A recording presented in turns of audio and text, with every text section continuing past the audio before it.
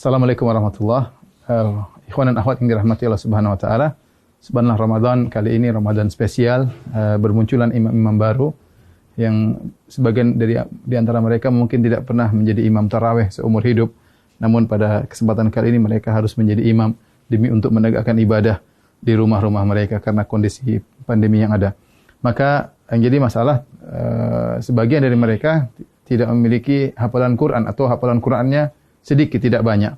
Kemudian juga banyak di antara mereka yang ingin bisa menghatamkan Quran dalam sholat tarawih, sementara hafalan Quran yang terbatas. Apa solusi yang diberikan? Maka di antaranya syariat membolehkan seorang sholat sambil membaca dari mushaf, dan ini dipraktikkan oleh Aisyah radhiyallahu taala anha di malam bulan Ramadan. Beliau radhiyallahu anha pernah menyuruh budaknya untuk menjadi imam sambil membaca dari al-mushaf. Ya, dan ini adalah praktik dari para salaf. Az-Zuhri, seorang imam dari kalangan tabi'in, juga mengatakan khiyaruna yaqra'una minal mushaf, yaitu banyak orang-orang soleh juga mereka salat sambil membaca al-mushaf supaya bisa membaca dengan sebanyak-banyaknya dalam salat malam atau salat tarawih. Di antara cara yang bisa kita gunakan untuk baca mushaf adalah meletakkan mushaf suatu tempat di depan kita. Nah, kita menghadap kiblat sementara mushaf di depan kita sehingga kita baca seperti biasa. Setelah itu nanti kalau kita mau ruku, ya terpaksa mungkin kita agak ke kiri sedikit, kemudian kita baru ruku, Allahu Akbar. Ya.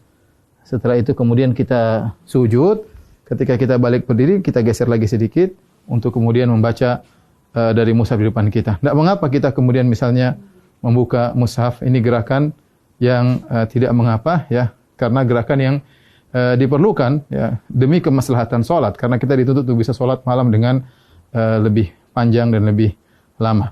Ya, ini adalah cara pertama tatkala kita ingin salat dengan membuka mushaf di depan kita. Adapun cara kedua, caranya kita dengan memegang mushaf, kemudian bisa kita pegang ya seperti begini mungkin sambil kita bersedekap bisa. Itu tidak mengapa kita pegang begini ya. Insyaallah tidak jadi masalah, tapi kita bisa pegang bersedekap. Dan ketika kita ingin butuhkan untuk membuka, kita tinggal buka mushaf tersebut, tidak jadi masalah. Ini gerakan yang ditoleransi dalam ibadah salat. Nah, ketika kita ingin ruku atau ingin sujud, maka kita bisa meletakkan di meja seperti ini, baru kita ruku.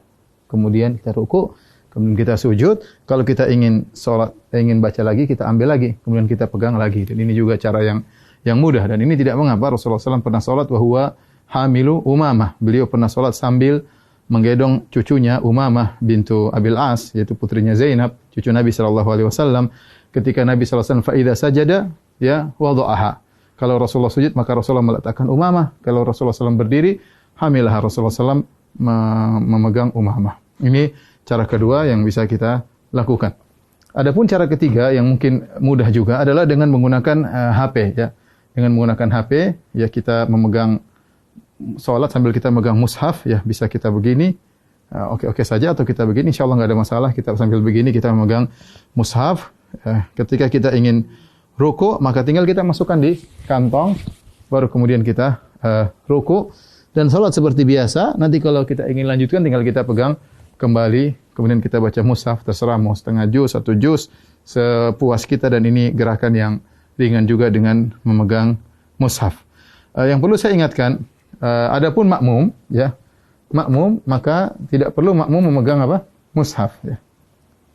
Ya, jadi sebagian makmum tatkala mereka salat, mereka sambil mengikuti bacaan imam dengan memegang mushaf, dan ini adalah cara yang keliru karena makmum tidak perlu untuk memegang mushaf. Yang perlu adalah imam. Dengan demikian para ulama melarang para makmum untuk memegang mushaf karena adalah gerakan yang tidak diperlukan, dan asal hukum dalam gerakan dalam salat adalah makruh. Karena ini gerakan yang tidak diperlukan, maka mereka tidak disyariatkan untuk memegang Al-Quran. Semoga para ikhwan yang jadi imam-imam baru di tahun ini, semoga bisa menjalankan ibadah dengan sebaik-baiknya, dan bisa membimbing keluarga dalam melaksanakan, mengisi hari-hari mereka, waktu-waktu mereka di malam-malam Ramadan. Taqabbalallahu minna wa minkum. Semoga ibadah kita diterima oleh Allah Subhanahu wa taala. Assalamualaikum warahmatullahi wabarakatuh.